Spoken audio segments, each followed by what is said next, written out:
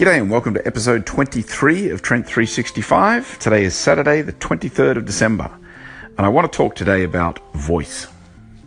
I'm a really big fan of voice being a big disruptor for everybody in the next few years. It's not that far out, it's coming now. Voice will play an increasing role in our consumers' lives, and as a result of that, it's obviously going to impact on the business. So anyone in the spa business needs to think about how voice is going to play out for them in the next few years.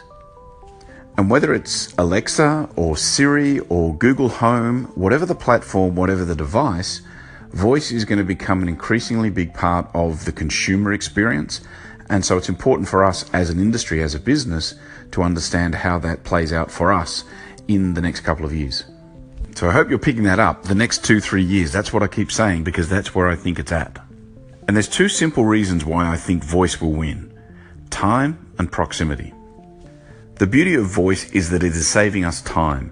Like today with podcasts, why I'm such a big fan of podcasts, you can consume that content while you're doing other stuff. You can be walking the dog, you can be doing the shopping, you can be driving the car, whatever it is. You don't have to stop and devote all your attention. You can listen while you're doing other things.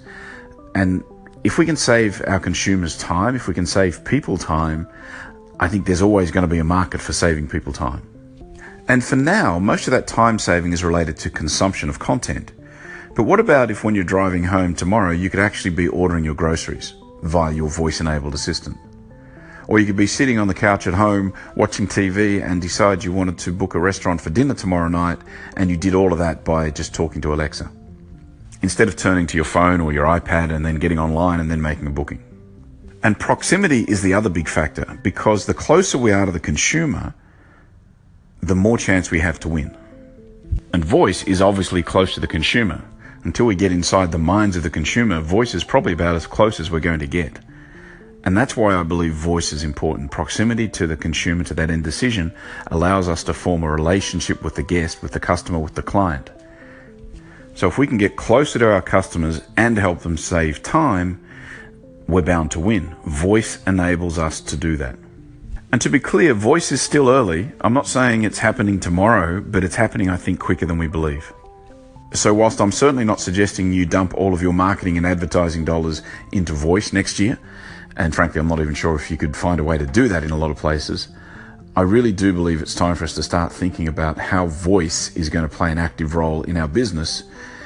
Maybe not 2018, but certainly 1920. It's really coming in a big way.